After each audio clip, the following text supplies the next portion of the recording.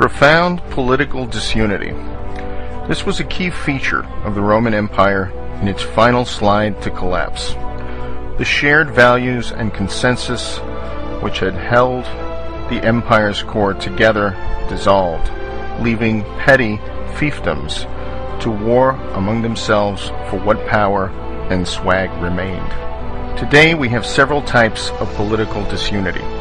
Superficially, the two political theater wings of the Demo-publicans stage a bitter partisan war over whose vision of the U.S. holds an increasingly enfeebled political power.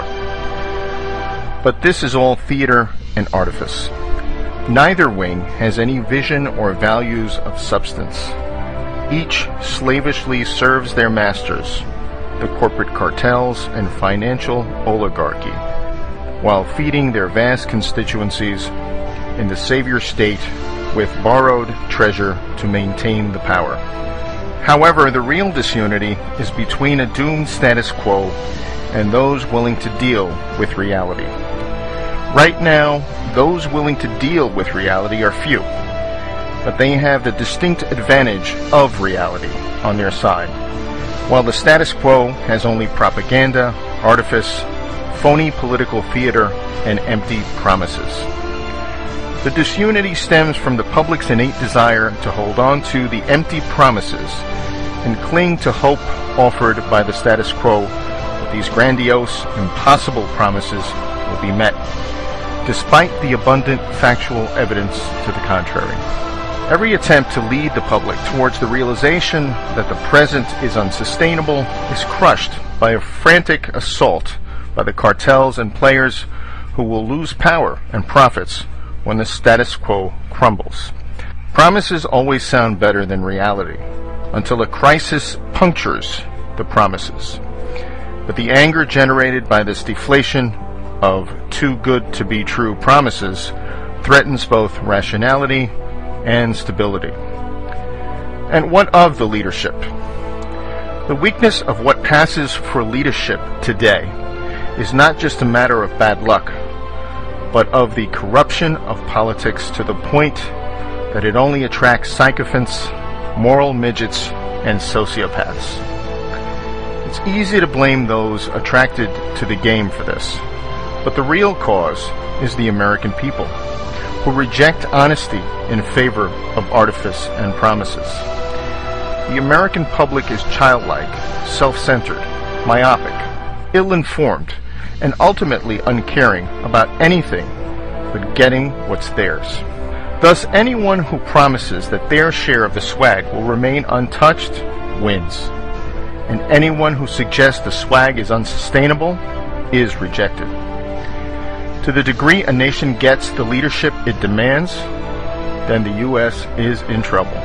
We are now a nation of spoiled teens who get to elect their parents. No surprise, the ones who never enforce any penalties, those that have learned never to challenge their own bosses, the kleptocrats, and who dole out the most allowances, win every time. Thus we get leaders who refuse to challenge the financial power elites and cartels because the status quo would devote all of their wealth and influence to defeating such a challenger. And we get leaders who refuse to be honest with the American people because that honesty is rejected as unwelcome. A real leader persuades the public to grow up rather than pander to their primal desires. But such a leader would only have one term of office, let alone be elected at all. A funny thing happens when a nation allows itself to be ruled by kleptocrats. Such rule is intrinsically destabilizing, as there is no longer any center to bind the nation together. The public sees the value system at the top as I, me, and mine. Greed fed by complicity and corruption, and they follow suit by pursuing whatever petty frauds and corruptions are within reach. Tax avoidance, cheating on entrance exams, gaming disability, lying on mortgage and job applications, and so on. Meanwhile, the diverting of national income into a few power centers is also destabilizing. Central planning and market manipulation, as in the formation of bubbles, make things intrinsically unstable, as price can no longer be discovered by unfettered markets. As a result, imbalances grow until some seemingly tiny incident or disruption triggers a cascading collapse. The power elites can't bear to part with any of their power or wealth, so their resistance guarantees systemic collapse.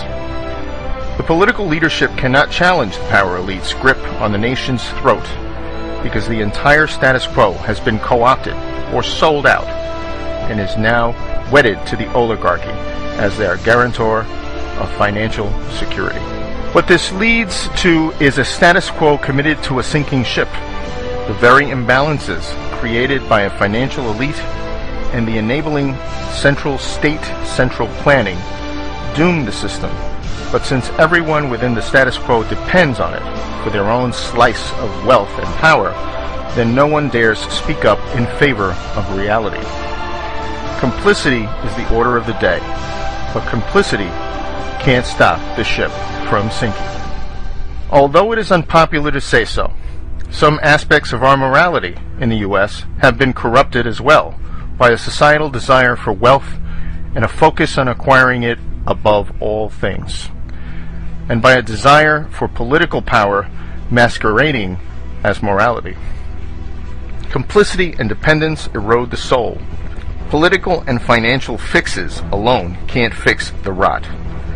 In a fundamentally corrupt, complicit society, rules and laws are routinely evaded, bypassed, undermined, or simply ignored. Making more rules fixes nothing if the rules are merely for show or only for the bottom 99% of us. The status quo and the public both refuse to deal with the reality and instead cling to the Titanic, demanding magical solutions that will keep the doomed ship from sinking. There is no such magic, of course, and so the ship will go down, and disorder will reign.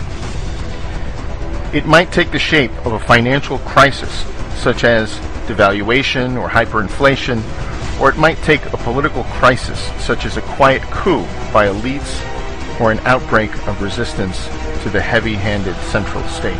At the outer boundaries of such disorder, then the nation could split apart or into permutations of civil war.